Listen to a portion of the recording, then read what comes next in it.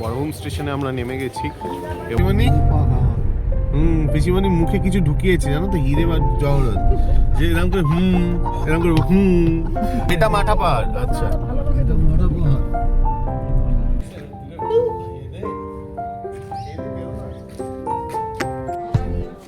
সরস্বতী মহাভাগেশ বিদ্যে কমলোচনে। আমরা এখন পাখি পাহাড়ের সামনে এসে গেছি। উপভোগ করলাম, খুব আনন্দ পেলাম। চাই বারবার এরকম ট্যুর হোক। থেকেই পাতা পাট করিয়ে রান্না করি, সবই পাই, কিন্তু যদি আমরাই প্রকৃতিকে নষ্ট করি, প্রকৃতি তো আমাদেরকে ছাড়বে না। আমার ছেলের মুখটা দেখি, হাসি হাসি হয়েছে। মেরো না।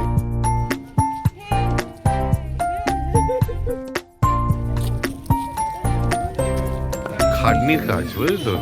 ওটা যেটা বলছে, একটার উপর একটা কাগজ, একটার উপর একটা কাগজ, কত কাগজ লেয়ার। করে তবে হয়।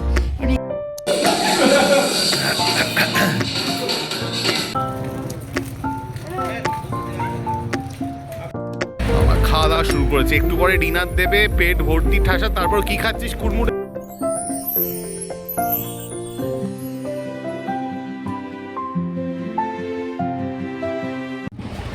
আমাদের এই পুরুলিয়া ট্যুরটা ছিল গত 1 মাসের মধ্যে 3 নম্বর ট্যুর।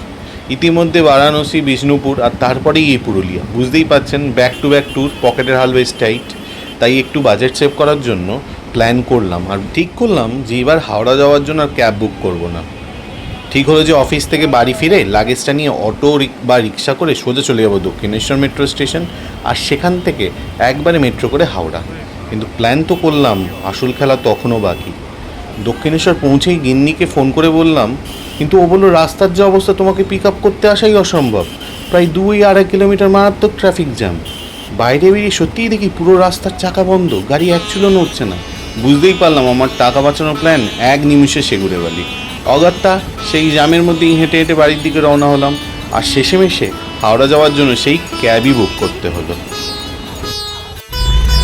রাস্তার জ্যামকে পাশ কাটিয়ে অবশেষে বাড়ি ফিরে হালকা কিছু মুখে দিয়ে তড়িঘড়ি অনলাইনে গাড়ি বুক করে ফেললাম। কিন্তু ওই যে বলে না, ভাগ্য যেদিন খারাপ থাকে সেদিন সব দিকেই খারাপ। গাড়ি পরপর 2বার ক্যান্সেল করে দিল, কিন্তু অবশেষে 3য়বারের চেষ্টায় গাড়ি এলো এবং আমরা ঝটাপট লাগেজ গুটিয়ে গাড়িতে উঠে পড়লাম এবং রওনা হলাম হাওড়ার উদ্দেশ্যে। তুমি তো আস্তে আস্তে আসছো, গাড়িটা সোজা করো।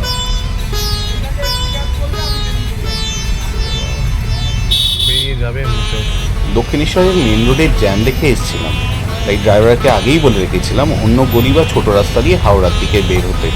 কিন্তু ওই যে আমাদের ভাগ্য, সরু রাস্তা দিয়ে মেন রোডে ওঠার কথা, গিয়ে দেখি সেখানেও গাড়ি আসতে চলছে, একদম আঁটো জ্যাম। গাড়ি যে একটু এগোবে তার জয়ী নেই। শেষেমেশে ড্রাইভারের কসরত আর বহু কষ্টে সেই সরু গলি পেরিয়ে আমরা অবশেষে মেন রোডে এসে পৌঁছলাম। সুভাষচন্দ্র বোসের জন্মদিন কালকে, তার জন্য সাজানো হয়েছে। মেন রোডে পড়ার পর ড্রাইভার বেশ ভালোই গাড়ি চালালো, রাস্তাঘাট সামলে শ্যামবাজারের রাস্তা পার হয়ে হাওড়া ব্রিজের সুন্দর রাতের দৃশ্য দেখতে দেখতে 1 ঘন্টার মধ্যেই আমরা হাওড়া স্টেশনে পৌঁছে গেলাম।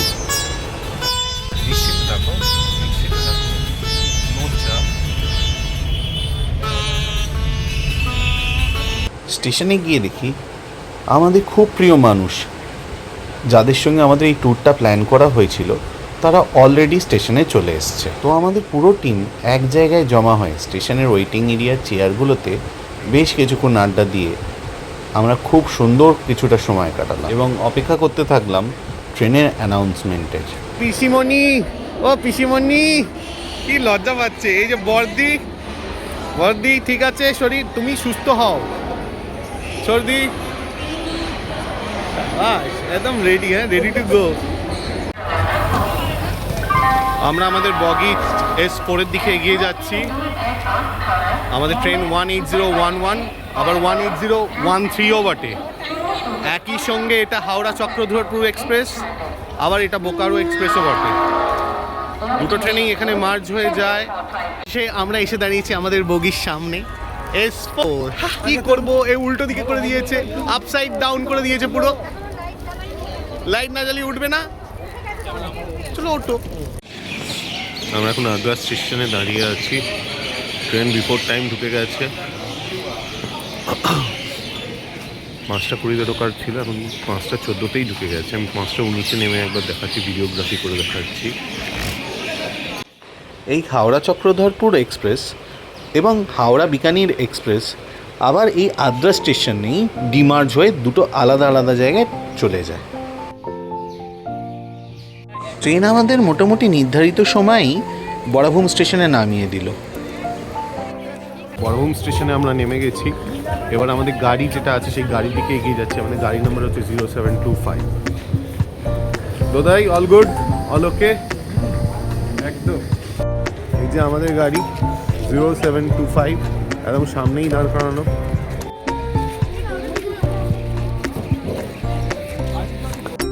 বড়াভূম স্টেশনে নেমে স্টেশনেরই চারিদিকে সৌন্দর্য দেখে আমাদের যে ভ্রমণের ক্লান্তি তা এক নিমেষেই মুছে গেছিল। এরপর ড্রাইভার দাদা সুন্দরভাবে গাড়িতে লাগেজগুলোকে অ্যাডজাস্ট করে তুলে নিল। আমরা ড্রাইভার দাদার সঙ্গে আড্ডা দিতে দিতে রওনা হলাম আমাদের গন্তব্যের দিকে। এটা তো আমরা এখন ঘুরবো না, নাকি পরে ঘুরবো? মাঠা পাহাড়, পাখি পাহাড় যে আমাদের রয়েছে আজকে, সেটা আমরা কি এখন হোটেলে গিয়ে তারপর রিটার্ন করে দেখবো কি? আচ্ছা,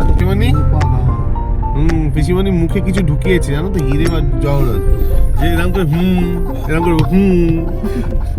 চলো তোমাকে কি আগে তোমার ওই কি নাম, ওই ওটা দিয়ে তুমি করো ব্রাশ, কি বলে বেশ, গুড়াখু। হ্যাঁ, গুড়াখুটাই মুখ ফুটে বলেছে, বাকিটা তো বলছিল না।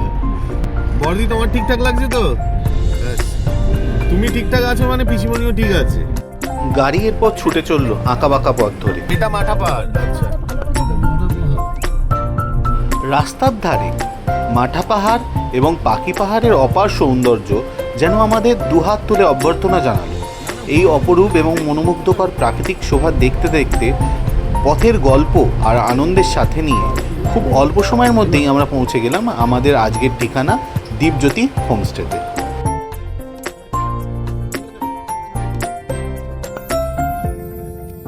গাড়ি থেকে নামার সঙ্গে সঙ্গে দীপজ্যোতি হোমস্টের বর্তমান কর্ণধার সৌরভ ভাই এসে আমাদের অত্যন্ত সুন্দর এবং আন্তরিকভাবে অভ্যর্থনা জানালো, যে নিমিষেই যেন মনে হলো আমরা নিজেদেরই আপন কোনো মানুষের কাছে এসে পৌঁছেছি, কোনো হোমস্টেতে নয় বা কোনো হোটেলে নয়। এই যে ব্যালকনি পাবে, এখানে ব্রেকফাস্ট করা হবে। এখানে নয়, এখানে কেন করাবে, ওপরে করাবে। এখানে ব্রেকফাস্ট করতে আসবে। দীপজ্যোতি হোমস্টেতে চেক ইন করার পরই আমাদের প্রথম গন্তব্যই ছিল ছাদ। আর ছাদে উঠেই আমাদের মনটা একদম জুড়িয়ে গেল। চারিদিকে ছড়িয়ে থাকা এই প্রাকৃতিক সৌন্দর্যের কি অপূর্ব রূপ। ছাদ থেকেই স্পষ্ট দেখা যাচ্ছে দূরের দিগন্ত জোড়া নীল পাহাড়ের রেখা। সেই পাহাড়ের মনোমুগ্ধকর শোভা আর শান্ত আবহাওয়া ছাদটিতে দাঁড়িয়ে আমরা বেশ কিছুক্ষণ প্রাণ ভরে উপভোগ করলাম। সরস্বতী মহাভাগে দিব্যে কমল লোচনে বিশ্বরূপে বিশালাক্ষী বিদ্যাং দেহি নমস্তুতে। ওম জয় জয় দেবী চরাচর সারে কুচযুগ শোভিত মুক্তাহারে বীণা পুস্তক রঞ্জিত হস্তে ভগবতী ভারতী দেবী নমস্তুতে। আমরা যেদিন পুরুলিয়া পৌঁছই সেদিনটা ছিল 23শে জানুয়ারি। দিনটা কিন্তু খুবই বিশেষ ছিল। একদিকে যেমন নেতাজি সুভাষচন্দ্র বসুর জন্মজয়ন্তী, অন্যদিকে 2026 সালের সরস্বতী পুজোও ছিল ওই দিনই। এই আমাদের এবার ব্রেকফাস্ট সার্ভ করা হবে। হ্যাঁ, এরম যদি একটা ব্রেকফাস্ট করার জায়গা থাকে, রোজ আমরা চলে আসবো না? অসাধারণ এরম ভিউ নিয়ে ব্রেকফাস্ট। দীপজ্যোতির হোমস্টের চমৎকার আতিথেয়তা এবং তার অসাধারণ খাওয়া দাওয়ার গল্প এখানে আর নতুন করে করছি না, কারণ এই হোমস্টে নিয়ে এর একটা ডেডিকেটেড ভিডিও করা আছে, যেটার লিঙ্ক আপনি নিচে ডেসক্রিপশন বক্সে পেয়ে যাবেন। আমরা ব্রেকফাস্টের পর বেরিয়ে গেছি ফার্স্ট ডে মর্নিংয়ের ট্রিপ কভার করতে। ঠিক আছে, সবাই গেছে আমাদের সঙ্গে। দেখা যাক, এক করে মুখ দর্শন করি। শুরু হয়নি, কারা কারা আছে দেখি, এদিকে দেখি, তাকাও সবাই। দিদি, ওই যে জিদ্দা, প্রসেনজিৎ দা, ও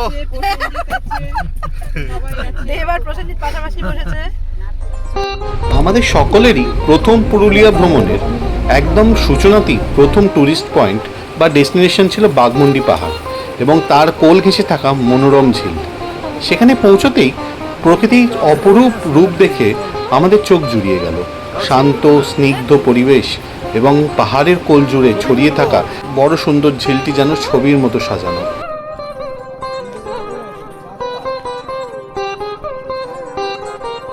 ঝিলের আয়নার মতো টলটলে জলে চারপাশে পাহাড় ও নীল আকাশে প্রতিচ্ছবি ভেসে উঠছিল, যা দৃশ্যটিকে করে তুলছিল আরও মায়াবী। হালকা হাওয়ায় জলের ছোট ছোট ঢেউ আর রোদের আলোর ঝিলিক সেই দৃশ্যে এক অদ্ভুত প্রশান্তি ছড়িয়ে দিচ্ছিল। আমরা আজকের যুগের মানুষ এরম সুন্দর জায়গায় মুহূর্তগুলোকে ক্যামেরাবন্দি করবো না, এরম তো হতে পারে না। তাই এখানে পৌঁছেই আমরা সবাই মিলে আনন্দে মেতে উঠলাম এবং যে যার মতো চমৎকার ছবি তুলতে লাগলাম। প্রকৃতির এই অপার সৌন্দর্য উপভোগ করা আর দল বেঁধে ছবি তোলার আনন্দ সব মিলিয়ে বাঘমুন্ডি পাহাড় ও ঝিল সংলগ্ন এলাকাটি আমাদের পুরুলিয়া ভ্রমণের শুরুটা করে দিল অবিস্মরণীয়। আমরা এখন পাখি পাহাড়ের সামনে এসে গেছি এবং আমরা একজন গাইডকে নিয়ে নিয়েছি। সে আমাদের এই পাখি পাহাড়ের জঙ্গলটা বা পাখি পাহাড়ের জায়গাটা ঘোরাবে, তাকে ফলো করি আমরা। আজকের দিনে আমাদের দ্বিতীয় স্পট ছিল বিখ্যাত পাখি পাহাড়। এখানে পৌঁছানোর পর আমরা জানতে পারলাম যে এখানকার প্রশাসনিক নিয়ম অনুযায়ী স্থানীয় নারীরাই গাইড বা ট্যুর গাইড হিসেবে দায়িত্ব এখানে পালন করেন। তাই আমরাও একজন মহিলা ট্যুর গাইডকে সঙ্গে নিয়ে নিলাম, যাতে পুরো এলাকাটি ঘুরে দেখার পাশাপাশি পাহাড় এবং এই পাহাড়ের শিল্পকর্ম, নানা গল্প এবং বৈশিষ্ট্যগুলি ভালোভাবে জানতে পারি তার থেকে। পাখি পাহাড়ের কোল ঘেঁষে ঘন সবুজ বনের মধ্যে দিয়ে পাহাড়ের গা বেয়ে হাঁটা শুরু করলাম আমরা গাইডের সঙ্গে। চারপাশের ঘন জঙ্গল, বিশাল সব গাছপালা আর ছমছমে পরিবেশের মধ্যে দিয়ে এই হেঁটে চলার অভিজ্ঞতা ছিল এক কথায় দারুণ। পায়ের নিচে শুকনো পাতার মচমচ শব্দ, তার সাথে পাখির কোলাহল যেন আমাদের এক অন্য জগতে নিয়ে যাচ্ছিল। হাঁটতে হাঁটতে আমাদের গাইড অসাধারণভাবে বুঝিয়ে দিচ্ছিলেন পাখি পাহাড়ের তৈরি হওয়ার ইতিহাস এবং এর নান্দনিক দিকগুলো। চোখের সামনে বিশাল পাথুরে পাহাড় কেটে খোদাই করা বিশালাকার পাখির সব ভাস্কর্য দেখে আমরা একদম বাগরুদ্ধ হয়ে গেছিলাম। গাইডের মুখেই জানতে পারলাম যে শিল্পী চিত্তদে এবং তার দল কিভাবে বছরের পর বছর কঠোর পরিশ্রম করে এই রুক্ষ পাহাড়ের বুকে সুবিশাল ভাস্কর্য গড়ে তুলেছিলেন, যেন পাথরগুলোর মধ্যে প্রাণ সঞ্চার ঘটিয়ে গেছেন। আমরা গাইডের উপস্থিতিতে পাহাড়ের ওপর ট্রেকিং করেও উঠেছিলাম, চিত্তদে এবং তার সঙ্গীদের হাতে আঁকা ভাস্কর্যগুলোকে নিজের চোখে দর্শন করার জন্য।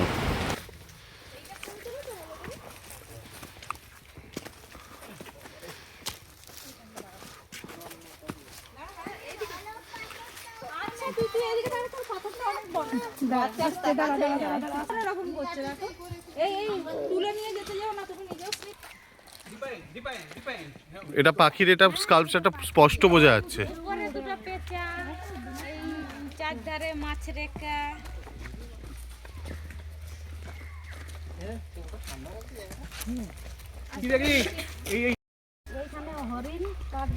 এই সব পাথর খোদাই করেই এখানে হরিণ, তাই তো?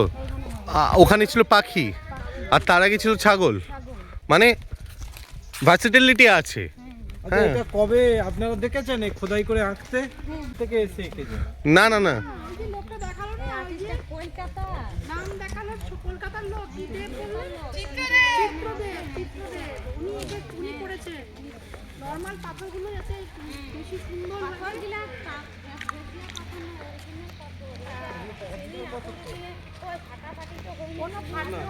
পাথর অরিজিনাল পাথর, পাহাড়ের ভাঙে পড়া পাথর না, অরিজিনাল মানে কি এগুলো হচ্ছে ভাঙা পাথর নাই দাদা, এইখানে জন্মই পা আমাদের পুরো জায়গায়। এইবার আমি বলছি জন্ম পাথর না, ওই পাথরই ভেঙে দারুণ উপভোগ করলাম, খুব আনন্দ পেলাম।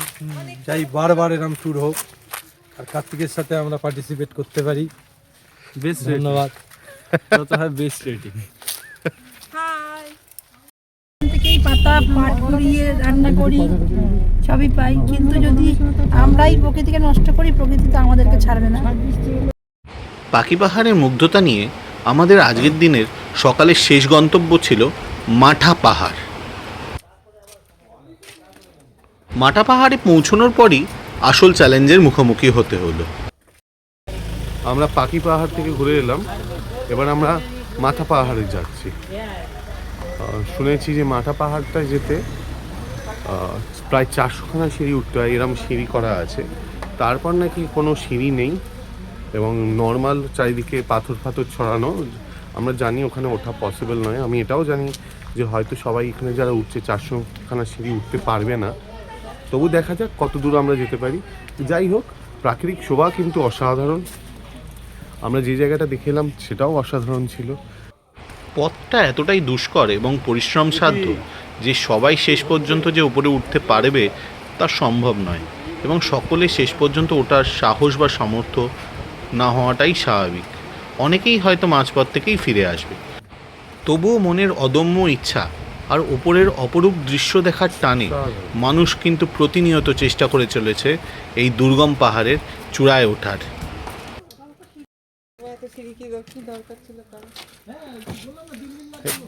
এই সিঁড়ি যদি আরো খান 200 বেশি করতো তাহলে আরো ভালো হতো।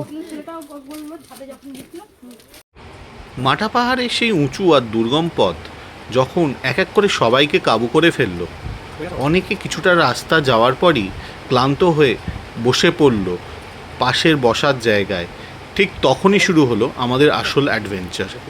সবাই যখন থমকে দাঁড়ালো তখন আমি, আমার ছেলে এবং আমার দিদির ছেলে দোদাই, আমরা 3 জনে কিন্তু পিছু হটে আসিনি। আমাদের মনে এটাই পণ ছিল যে যতটা অবধি আমরা পারবো ততটা অবধি আমরা ওঠার চেষ্টা করব। সহজে আমরা হাল ছাড়বো না। যতটা উপরে ওঠা যায় নিজেদের সবটুকু দিয়ে অন্তত সেই চেষ্টাটাই করব। দুর্গম চাতাল আর এবড়ো খেবড়ো খাড়া পাহাড়ি পথ পেরিয়ে সেই চড়াই ভাঙার আনন্দটাই ছিল আলাদা।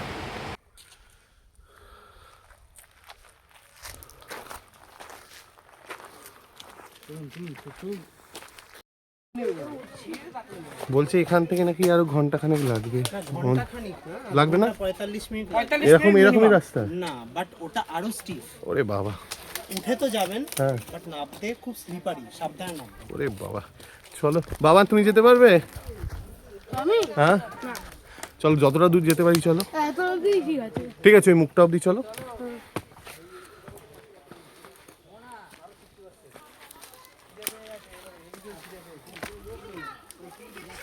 আর যেতে হবে না তো? চলো আমি মুখটা উঠে ঘুরে আসি।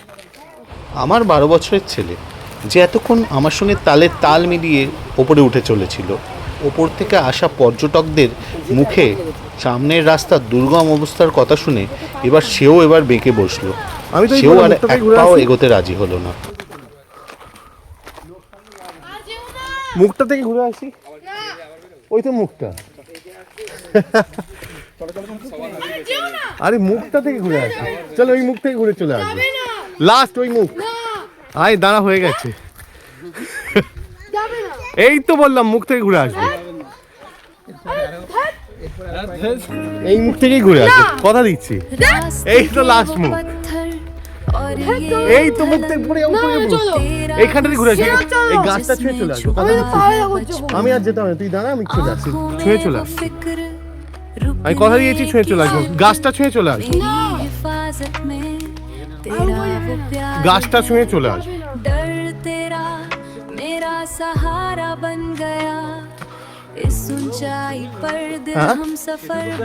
সে বউগুলো উঠেছে, ভাব। চল ঠিক আছে, আর যাবো না, আর যাচ্ছি না। ছেলেকে কথা দিয়েছি, খালি রাস্তাটা দেখিয়ে দিই কিরম রাস্তা। রাস্তা আরো খারাই, আরো স্টিফ। ঠিক আছে, এখান থেকে রিটার্ন করছি তাহলে। মাথা পাহাড় এবারের মতো বিদায়, পরে আসবো অনেকটা সময় নিয়ে। আমার ছেলের মুখটা দেখি, হাসি হাসি হয়েছে। মেরো না, আমি নামছি। মেরো না,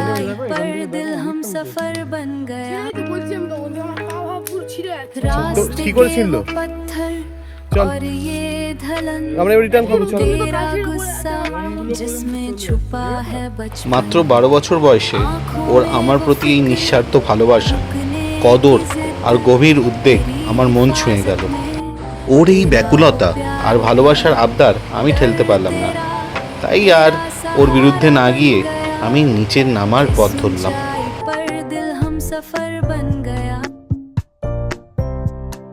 আজকের সকালের এত সব রোমাঞ্চ আর দুর্গম চড়াই উতরাই পেরিয়ে পাহাড় ঘোরা কমপ্লিট করার পর এবার আমরা এগিয়ে চললাম দীপজ্যোতি হোমস্টের দিকে। দীপজ্যোতি হোমস্টে এবং এখানকার চমৎকার আতিথেয়তা আর সুস্বাদু খাওয়া দাওয়ার সুন্দর ব্যবস্থার বিবরণ নিয়ে আমরা অলরেডি একটা ভিডিও বানিয়েছি। আপনারা সেই ভিডিওর লিঙ্ক পাবেন আমার এই ভিডিওর ডেসক্রিপশনে। আমরা এসে গেছি খয়রাবেড়া ড্যামে। আজকে সন্ধেবেলার ভিজিটিং প্লেস। সাইডটা লেক রয়েছে, আর এই সাইডে সূর্যাস্ত হচ্ছে, আর এইদিকে হচ্ছে চেমটাবুরু পাহাড়। বলা হলো এটা পুরুলিয়ার সেকেন্ড হাইস্ট পিক। দুপুরের খাওয়া দাওয়া আর একটু বিশ্রামের পরেই আমরা চলে এলাম অযোধ্যা পাহাড়ের কোলে লুকোনো এক স্বর্গরাজ্য খয়রাবেড়া ড্যামে। পুরুলিয়ার বাঘমুন্ডি ব্লকের অন্তর্গত এই জলাধারটি ছোটনাগপুর মালভূমির অংশ। বাঘমুন্ডি পাহাড়ের কোলে ঘন সবুজ জঙ্গলে ঘেরা এই লেকটি শান্ত এবং স্নিগ্ধ পরিবেশের এক অপূর্ব মেলবন্ধন।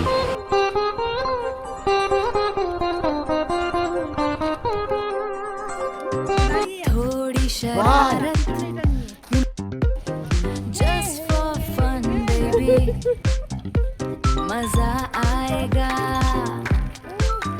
খয়রাবেড়া ড্যামের বিউটি দেখে আমার বউ আর ছর্দি পুরো হিরোইন মোডে চলে গেছিল। এক একটা পোজ আর অঙ্গভঙ্গি দেখে মনে হচ্ছিল এখনই বুঝি কোনো সিনেমার ডাইরেক্টর এসে ওদের কাস্ট করে নেবে। আর আমি তো সাইডে দাঁড়িয়ে ডিরেক্টরের মতো ওদের অ্যাক্টিংয়ের মজাই নিচ্ছিলাম। কথা বলতে বলতে ছবি তুলতে তুলতেই খয়রাবেড়া ড্যামের বুকে সূর্যাস্ত হয়ে গেল। বিকেলবেলার সোনাঝরা আলো ধীরে ধীরে চেমটাবুরু পাহাড় আর শান্ত জলের উপর ছড়াতে ছড়াতে মিলিয়ে যাচ্ছে। লালচে কমলা আভা যেন পুরো আকাশটাকে একটা ক্যানভাসেই বদলে ফেলেছে।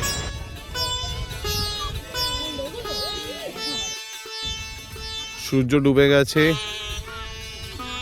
কিছুক্ষণের মধ্যেই পাহাড়ের আড়ালে সূর্যটা ডুব দিতেই চারপাশ জুড়ে এক মায়াবী সন্ধে নেমে এলো।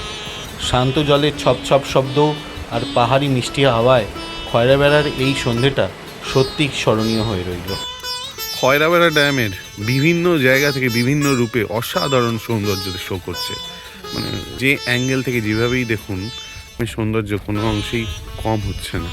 আমি ভেবেছিলাম উপর থেকেই বোধহয় সেরা ভিউ, কিন্তু ড্যামের নিচের দিকের অ্যাঙ্গেলটা ছিল একদম সারপ্রাইজিং।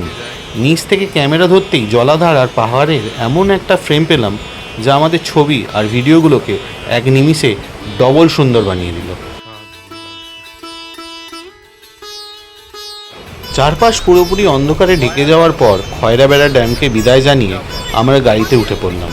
আমাদের এ রাতের পরবর্তী গন্তব্য ঐতিহ্যবাহী চরিদা বা মুখোশ গ্রাম। দেখো বাবু, দেখো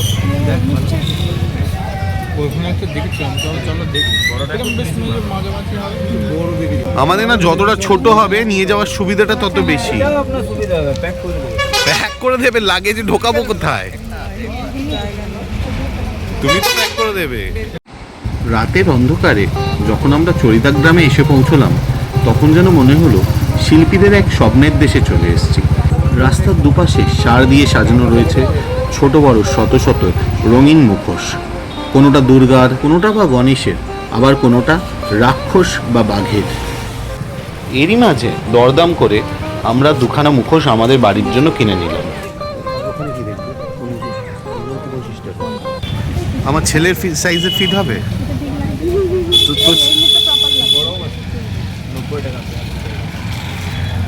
ওর সাইজে ফিট হয়ে যাবে তো? এইটা হবে না? না এটা হবে না। হবে হবে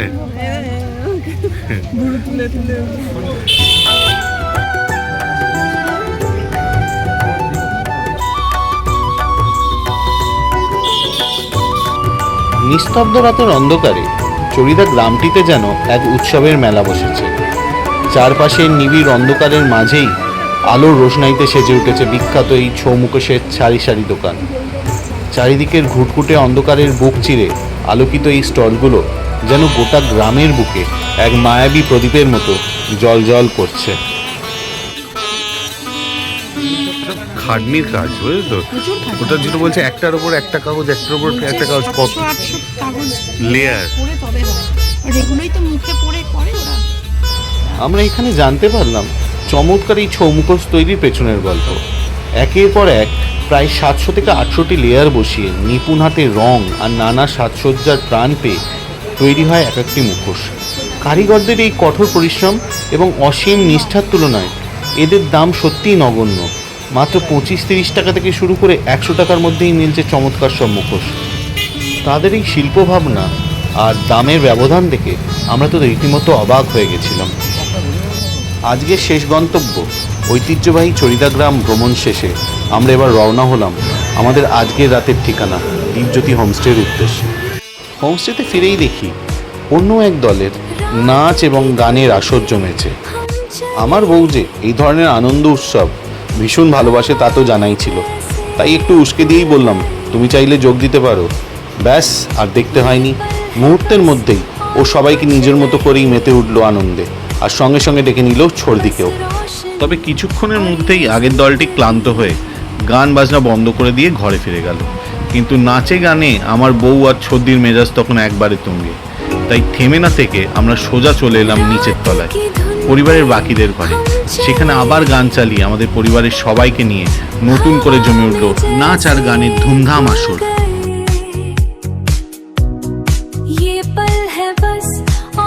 যারা আমার আগের ভিডিও দেখেছেন তারা জানবেন কোথাও ঘুরতে গেলে ফাঁকা বসে থাকা আমার ধাতে নেই। ভোর হোক বা মাঝরাত্রি নতুন জায়গা ঘুরে দেখাটা আমার চাই। তাই নাচে গানের আসর ভাঙতেই আমি বেরিয়ে পড়লাম রাতের পরিবেশটা পরখ করতে। তবে এবার আর একা নই, পরিবারের প্রায় সবাই পা বাড়ালো আমার সঙ্গী হয়ে। উদ্দেশ্য রাত্রিবেলার এই নিঝুম অচেনা জায়গায় জীবনযাত্রা আর রূপটাকে চিনে নেওয়া। রাস্তার মাঝেই দেখা মিলল একটি মা কালীর মন্দির এবং একটি হনুমানজির মন্দির। হনুমান মন্দিরের সামনেই শুয়েছিল ছোট্ট একটি শান্ত কুকুরছানা। আরে বাবা, সত্যি বলতে আমার স্ত্রী, ছেলে আর আমার সঙ্গে কুকুরের যেন একটা আশ্চর্য অদৃশ্য গভীর আত্মিক যোগসূত্র রয়েছে। আমরা কোথাও গেলেই ওদের অবোধ ভালোবাসা আর সহমর্মিতা যেন নিজ থেকেই আমাদের টানতে থাকে।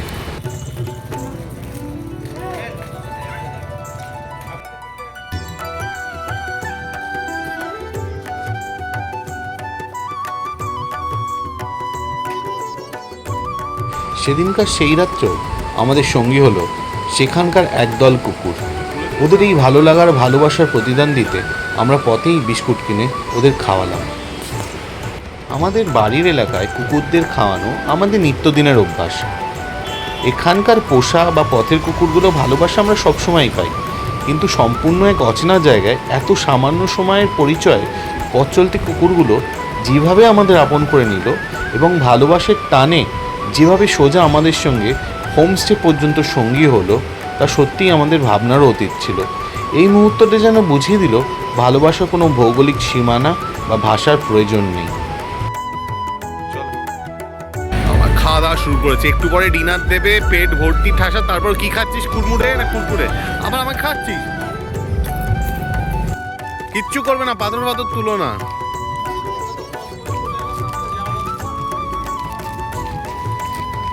প্রথম দিনের স্মরণীয় সফর শেষ করে আমরা ফিরলাম আমাদের আস্তানা দীপজ্যোতি হোমস্টেতে এবং সানন্দে সারলাম রাতের নৈশভোজ। এখানকার অসাধারণ ব্যবস্থাপনা এবং সুস্বাদু খাবারের গল্প তো নতুন করে কিছু বলার নেই। ইতিমধ্যেই হোমস্টে সম্বন্ধে একটা ভিডিও বানানো হয়েছে, তার লিঙ্ক ডেসক্রিপশন বক্সে আপনি পেয়ে যাবেন। তবে এক কথায় বলতে গেলে এখানকার আন্তরিকতা আর আতিথেয়তা সত্যিই অতুলনীয়। যে একবার এখানে আসবে সে যেন এই অমায়িক ভালোবাসার টানে বারবার এখানেই ফিরে আসতে চাইবে। প্রথম দিনের মধ্যেই যে এত চমক থাকবে আমরা কেউই ভাবতে পারিনি। তবে পুরুলিয়ার আসল রূপ আর দ্বিতীয় দিনের অজানা অভিজ্ঞতা দেখতে চোখ রাখুন আমাদের পরের পর্বে। নতুন গল্প নিয়ে আবার খুব শীঘ্রই ফিরে আসছি। আশীর্বাদ করো। এই পিঠে যেমন ত্রিশূল দেখা যাচ্ছে ছেলের, ওর বউ যেন ওকে এরকম ত্রিশূল না মারে, ত্রিশূল থেকে যেন বাঁচিয়ে রাখে।